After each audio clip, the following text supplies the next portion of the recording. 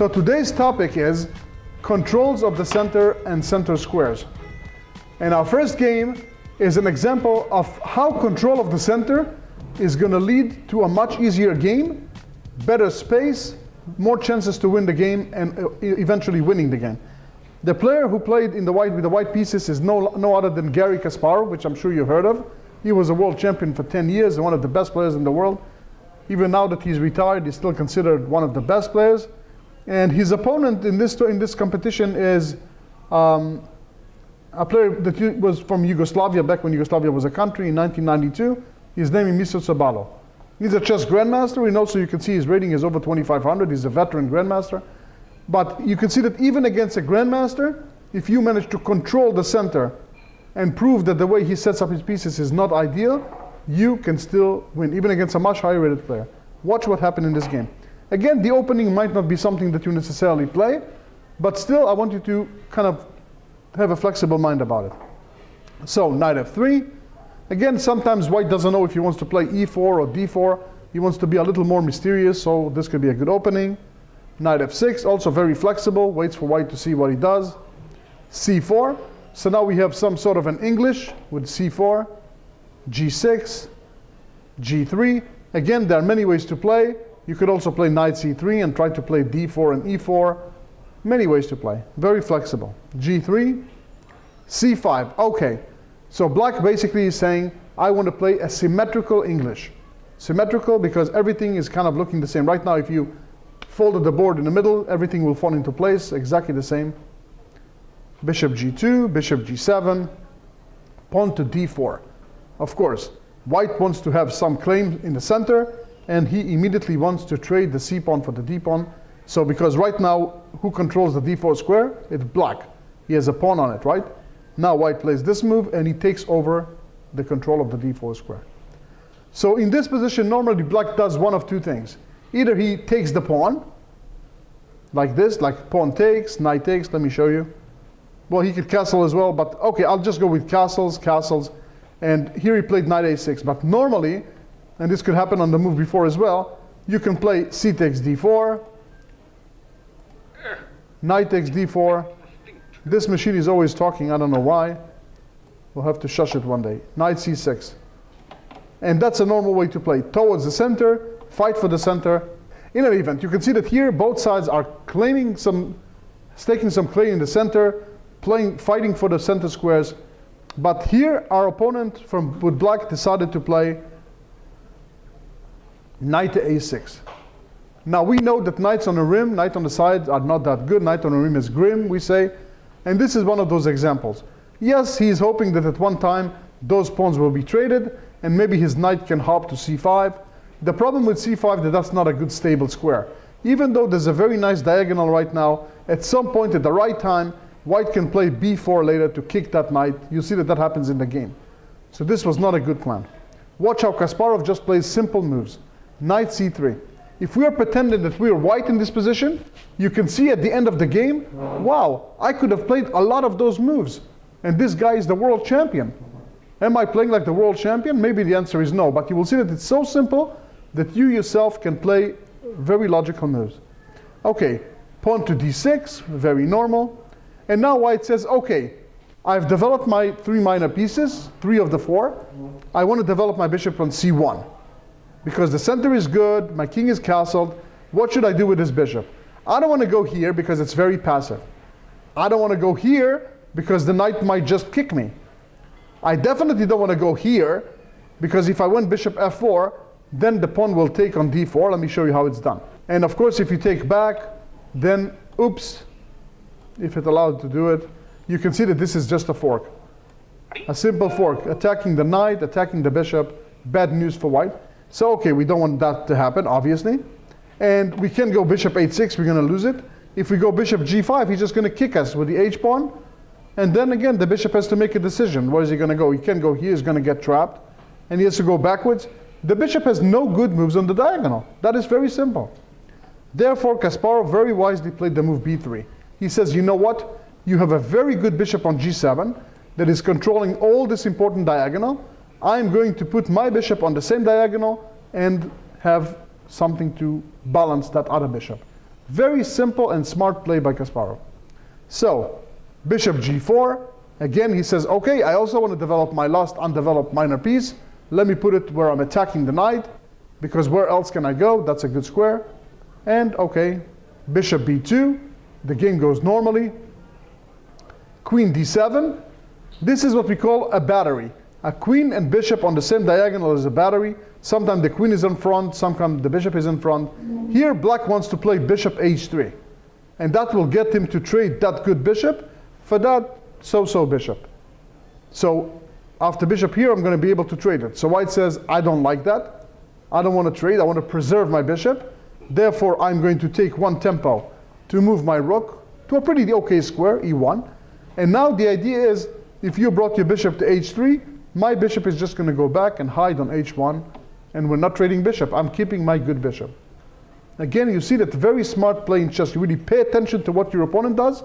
You do what you want, but you also pay attention to your opponent's threats, and you respond in turn. So, rook to b8. He's thinking maybe I'll have a chance to push my b pawn and get some things moving on the queen side at some point. So Kasparov says queen d2. Again, a very logical move. Think about it. It's like we learn how to play chess. Develop your minor pieces. So all the white minor pieces are developed. Control the center with your pawns and pieces. He did that. Castle, he did that. And now he wants to connect his rook and develop his queen, and he does that. Again, very easy to understand moves by Kasparov. So, in this position, there are all kinds of ideas. For example, one idea that's worth mentioning, if he takes in the center, knight takes, and he brings his knight to c5, then white plays the move e4, and just by looking at the position, you can tell that white is just much better. He has more space, and look how beautiful his bishops are. 2 pawns in the center, around the center. The knight is beautifully placed. This knight at some point is ready to just jump to d5 in the center. And of course, all of a sudden, this bishop looks a little clumsy. What is he doing here? What is the bishop doing? He's just like on an empty diagonal. Maybe at the right time, I'm going to kick it, and he's going to be really confused of where to go. So yeah, this is looking very nice for white. Therefore, he decides to take that knight. He says, let me get rid of this knight. And the problem is that he is giving up his good bishop for a knight. And now you'll see that Kasparov maintains an advantage. Now, when I show this game to my students, they all say, okay, bishop takes, and I take back with my bishop. But Kasparov said, no. I'm not going to take with my bishop, I'm going to take with my pawn. Even though it looks really funny, and sometimes it's wrong, in this position it's the best. And here is why. By taking with the pawn, he succeeds in doing several things. 1, he opens up the file for his rook. 2, he is going to add the f-pawn to f4, controlling the center even more from the sidelines. So he doesn't really block his bishop, he's going to open it in just 1 second. And this is just a very smart way to play. So, pawn takes. Excellent. An excellent move. Really, really good. So, rook e8, already black is starting to feel like his pawn on e7 is not very well defended. Only the queen is defending it, and there's a rook all the way here. So he says, I want to have it extra protected, otherwise my queen will never be able to move. For example, one idea that white can have is at some point, if those pawns get traded, is to trade queens, and then this pawn is just going to go. So you really have to be attentive. So he played rook e8, and white played f4, just like promised. Because right now his bishop on g2 is a bit sleepy, and this pawn is not doing much. By advancing it, we can see the control of the center. So watch what's happening in this game. White has 2 very good bishops, but so far black doesn't have any weaknesses. And he didn't lose any material. It's not like, oh my goodness, black is just losing. No. But you'll see that step by step, Kasparov is improving his position, and I think he will enjoy seeing how that happens. So, pawn takes d4. Sooner or later, he has to take that pawn, because otherwise, what is his knight doing on a6? So he did this, and he did this, and he did this. And now, again, it's a beautiful position where you could say, wow, Aviv, wasn't Kasparov afraid of this bishop being right opposite the queen? All you have to do is move this knight somewhere, and then maybe the bishop is going to attack the queen, so that means the knight can move anywhere he wants to. Shouldn't Kasparov just like move his queen to d2? So Kasparov said, nope, I don't have to. I have a reason for it, and I'll explain it to you guys in a second. He said, okay, what should I move now? I want you guys to also participate with me. The queen is okay. I'll prove it. I'll prove to you why. The bishops are doing a good job. The pawns are doing a good job. One rook is on a semi-open file, on a half-open file here. Which piece is not playing? Which one of our pieces is still sleeping? Tell me. Rook on A1. That's right. And what does he do? Brings it right into the best center square on D1. So you might say, okay, this move I understand, but what happened if now black plays the move knight E4? It looks like this is a very unhappy move if we're white, because look, the bishop is attacking the queen, and the knight is protected by the other knight, so the queen can't just take anything. And if the queen moves, then black might trade, and then trade is just going to get rid of all the pieces. We don't want to trade pieces when we have a space advantage, so why would Kasparov allow it? Well, he allows it because he has a beautiful tactical trick. Let's see if anybody can use their imagination. Again, notice that yes, the bishop is attacking the queen, but notice there's also a bishop here on the long diagonal, and watch how all the pieces are kind of hanging. There's a rook opposite this queen. That also plays a part. And here, white has a very good way to continue. How many of you think that they might know? You have to use a little bit of imagination and a little bit of guts, because the next move is like, whoa, can you really do that? And when you keep calculating, you see that yes, Kasparov prepared the devilish trap. Yes? Well, not exactly. If you play knight takes knight, my bishop will take your queen. Right? And then it's not a good trade because you get two minor pieces that are worth 6 for your queen that's worth 9, right? But if you got 3 minor pieces that are worth 9 for your queen that's worth 9, even though it's 9 for 9, it's going to be a much better deal for you, because what can the queen do by itself right now?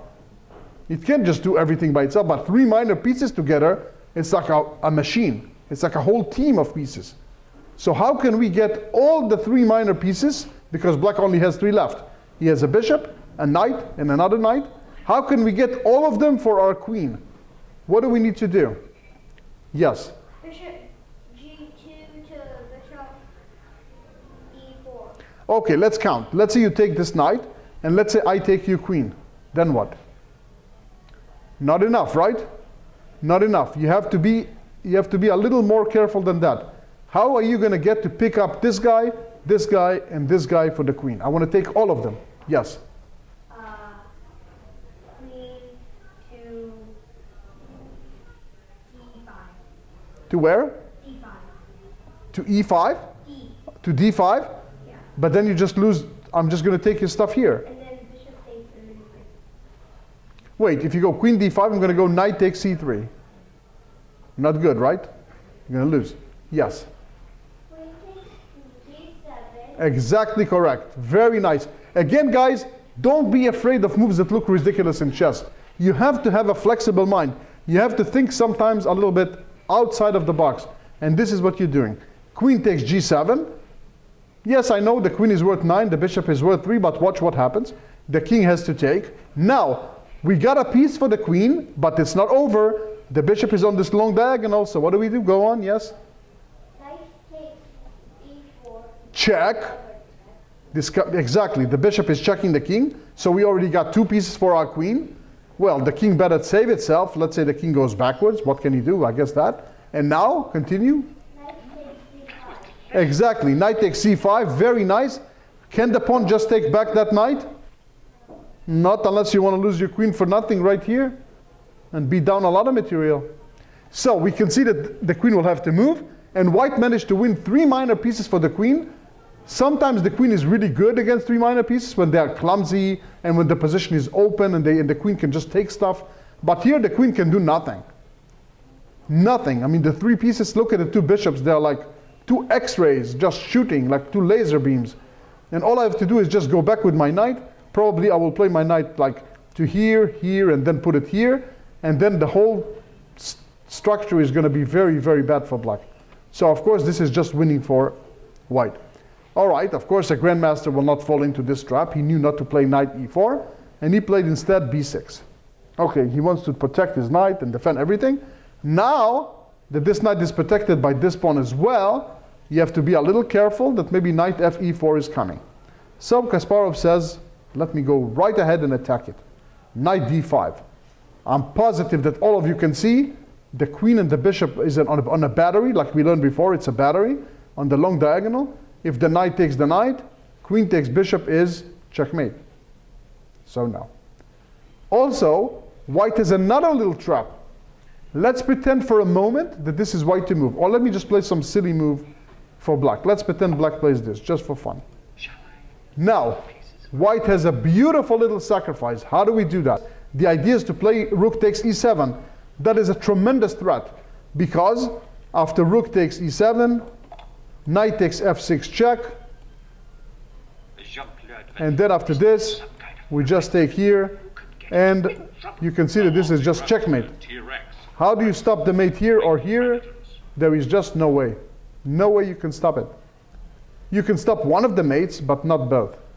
Well, actually, I don't even know how you stop this mate, period. So this is checkmate. So that is the very, very, very strong threat. And therefore, black had to do something, and he played knight e6. He is hitting the queen, so they're blocking the file. And the queen just went back to d2. Very good square. It's controlling the center, the king side, the queen side. Already we can tell Kasparov's strategy was very, very smart. He has a beautiful knight in the center. He has more space, and his two bishops, again, like two laser beams. One from the right, one from the left. But you might say, hey, Aviv, that's really nice, but that doesn't win the game yet. Show me how you win the game. Keep watching. So, knight takes d5. Well, sooner or later you have to get rid of this knight. You just can't allow it. Also, white was just now threatening knight takes f6 check. And whether you take with the bishop and we trade, or you take immediately with a pawn, at the end you will just lose this pawn. So you got to do something about it. And he took and took back, attacking the knight. The knight has to move. He moved to c5. Normal. Now, on we go. Bishop takes g7. Very good. King takes b4, kicking the knight, because the knight has no good squares to go to. Where is he going to go? He cannot go to e6. He cannot go to e4. He cannot go here. He cannot go here. So he has to go either to b7. But then when? Where? When and where is he going to go to where? Nothing. The bishop, the just knight is going to be stuck forever. You will never be able to do anything. So not good. If you go to a6, also, what's the next move? Backwards? So he tried the move knight e4. I'm not saying this is great, but I can't blame him for this move, because otherwise he would really have nothing. So white said, okay, first of all, let me put my queen on the best square of the board, on the board, check, and the king was sent back. And now he says, okay, let's see. My queen is very well placed. My rook on e1 is having a lot of fun on this file. My bishop is a bit weak right now, but I don't know what to do with it just now. I don't know how to improve it. Just a second. But I see a beautiful c file, especially with the most delicious square on c6. If I put my piece here, I'm going to have all the space in the world. So rook shifts from d1, when the d file that just closed, to c1. Very, very good. So a5, black is trying to get some activity, and he is really hoping, really hoping that maybe white will trade that pawn. Because if he trades that pawn, that will be a terrible move for white, because after trade, the knight will be able to sometimes get back to his c5 square, this time without white doing anything about it. Okay, so white said, nope, I'm going to just protect it with a pawn. I have to have a pawn on b4. As long as I have a pawn on b4, your knight is never coming back to the game the way he wishes. So takes b5, again hoping to maybe bring the knight to b6 and c4. So white say, nope, not rook c6, beautiful move. Not only is he keeping the knight stuck where he is, but also gaining a ton of space. Look how strong this rook is on c6, right in enemy territory. So rook b7, f5. Again, a very smart move. White can play many good moves here. For example, h4 is also a good move, and it's coming very shortly. Because after h4, we want to play h5, make this king side look a little weak, also have an escape square for the king. So f5, black took it, and white took this pawn. Again, very nice. Notice that this is a trick. If you play pawn takes rook, I will take your other rook, and that will be checkmate. Very nice. Okay, so he moved his rook, and now white has to move his. And that was black's idea, because now he wants to jump back and stop that very annoying d pawn. All right, so h4, very, very clever. Notice how, thanks to this center control, white is completely dominating in the center. He can do anything he wants on the queen side. He can do anything he wants on the king side, and black is just stuck. Now I'm going to speed up just a little bit so we can see what happened. The queen went back, and he played h5. d6 was also possible, but h5, the idea is to, for one thing, we want to threaten the structure. The second thing, we want to play a move like h6, and then all the dark squares are going to be really, really weak. So, queen to e8. Now the idea is, if you play h6, I'm going to play queen f8 and start bugging that pawn. So white says, okay, I can play other things. He played bishop h3. The bishop is improving its diagonal. Very, very clever. Queen f8. Black says, listen, I can't stand this. The queen on d4 is just killing me. I want to bring my queen to g7 and trade it. I have to get rid of this queen. So white goes king g2. This is a bit slow. He could have done other things, but again, Kasparov is in no rush. So king g2, queen g7, and now, of course, black was saying, well, maybe he's going to trade. That's going to be really nice. Maybe he's just going to go away with his queen. That's also going to be nice. White said no. Continuing his complete control of the center. Look at this. Rook, pawn, queen, and even this square that has nothing on it is completely in white's control. Black has nothing. The whole center is in white's control. That's why he's going to win the game. So he could have played rook f8. That's not helping. He played e6, and white simply played queen e3. Beautiful. And this is the point. In the game, he went knight b2, tried to get his knight into the game finally. Some of you might say, wait a minute, why didn't he just take this guy? And the reason is, rook to c8 is very, very strong. Just a monster little move, after which there's just nothing you can do. I'm threatening your rook. I'm threatening to play rook to e8, winning your queen. And if you take,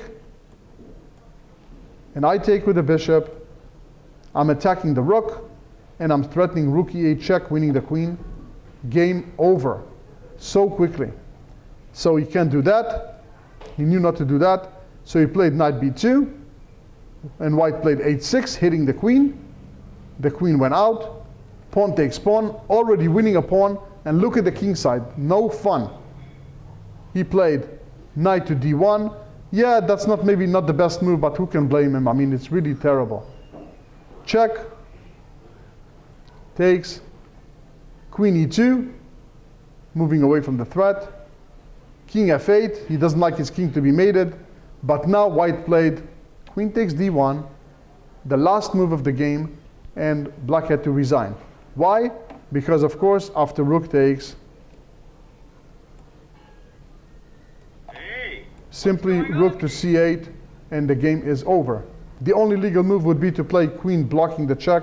Then my rook can just take it, and I have an extra bishop, an extra pawn, and at that level, they know that there's just no hope. I'm not telling you guys to resign if you have just down a piece. It's worth playing on, but at that level, he resigned.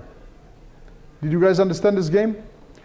Good. Now let me show you one more example, very quick example, not a game, but rather a position that's one of my favorite positions to show the class. I'm going to run through the opening super fast, so you'll see how we got there, but then at the right critical moment, I'm going to stop. Again, the player in this game is another world champion, Vasily Smyslov, and he was an ex-world champion. Now you see that he's playing an opponent who is a little lower rated than him. We're playing a Sicilian, a normal variation. Everything is normal. Everything is the way that it's supposed to be. And normally in this position nowadays, black knows that he needs to take this pawn. He has to trade, and then he has to develop his bishop. That's normal. He traded to develop his bishop immediately, and now white played here. The bishop came here. And now watch what happened. Let's take a quick look at this position to understand. Now everything is about the pawn structure. It's a blocked pawn structure here. This is a really bad pawn. This is a beautiful square for white because there are no black pawns that can get to it. But the question is, how do we get our pieces to here without being traded? Our dream position would be if we can put a knight, a bishop too, but especially a knight on d5 that will stay here forever. And which is the worst black piece to have against this knight? If you had white and you have to say, okay, pick one black piece to be left at the board. Would it be this knight? Would it be this bishop? Or would it be this bishop? Which of the three do you think is the piece that's going to be the least able to defend against a monster knight on d5? What do you think? The bishop on e7. A bishop on e7. That is correct. Because it has nothing to do with the light square. It's a dark square bishop. He will never ever in his lifetime be able to get rid of that monster knight. So watch what white does. Step one, let's get rid of that bishop because that bishop controls the light squares. Okay, so the queen took. What do you think the next step should be here? How do we get rid of something we need? We want to bring the knight to d5, but right now there's a knight here. That knight's going to just take it. What do we need to do? What is the smart move here? Yes? Bishop e3 to d5. Correct, Amundo. Exactly right. Fantastic move, bishop g5. When you look at the position here and you don't think about what's important, you may play one of a million moves. You might play bishop back, you might bring your queen to h4, you might move your king, you might try to chase the queen away, a million things. But when you understand, you immediately see what's going on. I'm dying to get my knight to d5. If I get a knight to d5, it's going to be like an octopus knight. It's going to have 8 moves and it's going to go in every direction, forward, backwards, sideways, king side, queen side. So, bishop g5. Well, normally in the kind of position, the knight would love to go away so that later on, when the knight comes to d5, maybe I can challenge it again. But I can't just move my knight because my bishop is not protected on e7. Okay, so he brought the rook here. Now he is ready to move his knight. What do we do? How many of you think they know the next move for white? I'm expecting everybody to have their hand up and to have confidence. Believe in yourself. Remember what I said. I want to have my knight on d5 without any black minor pieces that can disturb it. So that means what do I need to do right here and right now? Yes? Bishop takes. Of course, bishop takes knight. Sometimes we really love our bishops and we're not going to just trade them for knights for no reason. But in this specific position, in this structure, you must take the knight. You want to take the knight. And after takes back, hop. The knight jumps directly into the center. Some of you might think, wait a minute, don't we have to protect our c-pawn first? No, because knight d5, if you take the c-pawn, in the game he just moved his bishop. If you take the c-pawn right here, then after rook f2, I'm going to attack the queen and protect my other b-pawn. The queen will have one of two choices. Now it's screaming.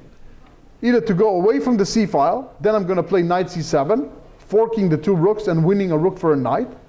Or if you stay on the c-file, then I will play rook to c1, kick the queen. When it moves away, then knight c7 and white wins material and the game. So he realized he cannot take the pawn, so he moved his bishop away. He's trying to maneuver his bishop maybe to the other side of the board.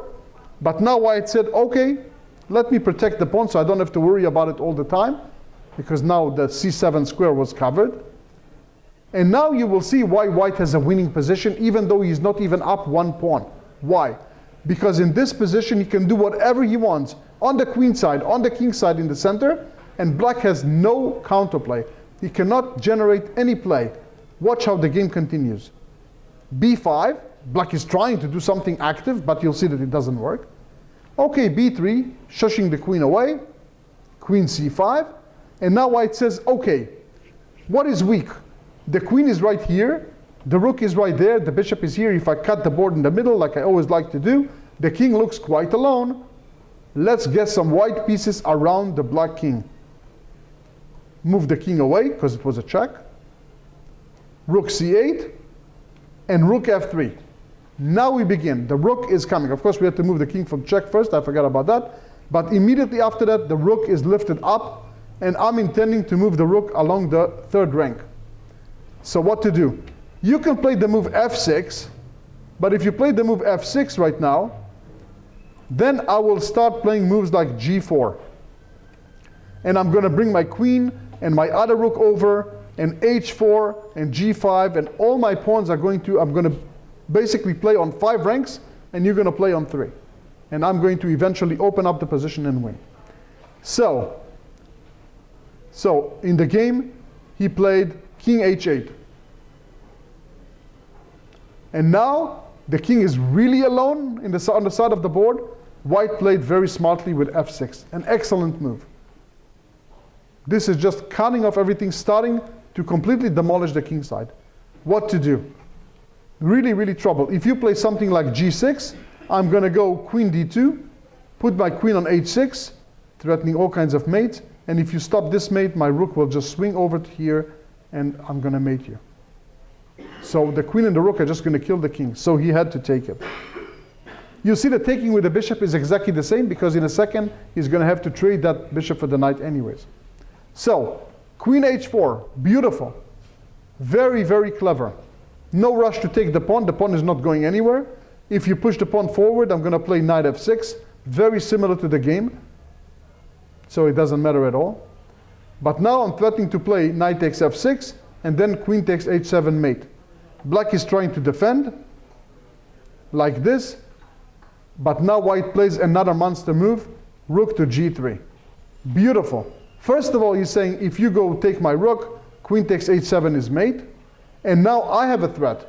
Queen takes h7, rook takes h7, rook to g8, checkmate. You gotta get rid of this knight, no choice. So he took, queen takes. Watch the difference between the two positions. I have a beautifully active queen, monster rook.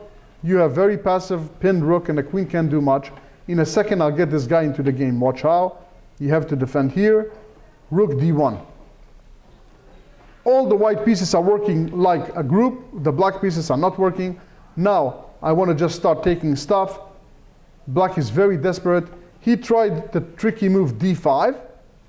He's kind of hoping that either white takes with the pawn and block the file, or if he takes with the rook, queen a3, threatening mate. Of course, even this is not really impressive, but white simply took on g7, and black had to take back. Well, actually, I think he resigned here, because if he takes back, then simply rook captures d5, threatening the queen, and also threatening rook to d8 mate. And if you try to bring the queen back, I'm at least going to win your queen. So, game over. Very good. Now, the lecture is over, and I want you guys to play some chess among yourselves, so please pair yourself and play.